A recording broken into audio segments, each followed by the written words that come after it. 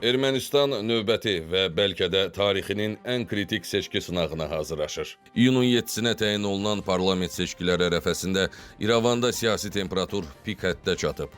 Nikol Paşinyan və onun Mülki Müqavilə Partiyası postunu qorumaq üçün bütün inzibati resursları işə salıb.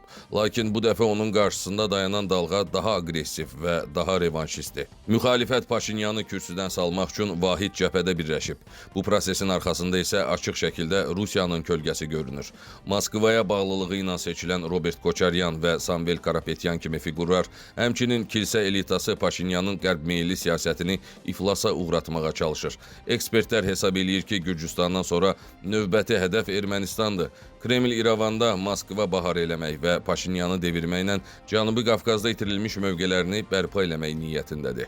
Eyni modeli zamanında Vardanyan üzərindən etmək istəyirdilər ki, Qarabağda onu qəhrəmanlaşdırandan sonra tədricən Ermənistan siyasi mühitinə transfer olunması və perspektivdə parlament seçkilərində Nikol Paşinyanın qarşısına çıxacaq yeganə namizəd olacaqdı. Buna Azərbaycan imkan vermədi. Ona görə də alternativ Samvel Karapetyan variantı gündəmdədir və Robert Koçaryanın, Qaqik Tarukyanın müxtəlif güc mərkəzləri adı altında seçki prosesinə qatılmasına siz baxmayın. Bunlar hamısı eyni mərkəzdən idarə olunur və lazım olduğu təqdirdə birləşəcək və yaxud da ki, yəni parlament seçkilərində səslərini birləşdirə biləcək bir vahid mövqedən çıxış edə biləcəklər.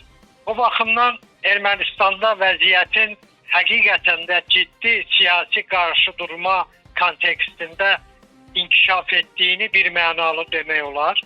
Vəziyyət təhlükəlidirmi? Bəli. Çünki Rusiyanın hara qədər prosesi Nikol Paşinyan əleyhinə inkişaf etdirəcəyi qeyri-müəyyəndir. Bəs bütün bu daxili didişmələr Azərbaycanla münasibətlərə necə təsir eləyəcək? Paşinyan seçki kampaniyasında sülh ritorikasından istifadə eləyir.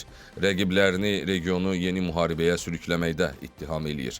Müxalifət bloku isə hakimiyyətə gələcək təqdirdə Bakı ilə aparılan delimitasiya prosesini və sülh danışıqlarını tamamilə donduracağını və ya şərtləri dəyişəcəyini bəyan eləyir. Bu isə o deməkdir ki, Ermənistanda hakimiyyət dəyişikliyi regionda sülh prosesini tamamilə baltalaya bilər.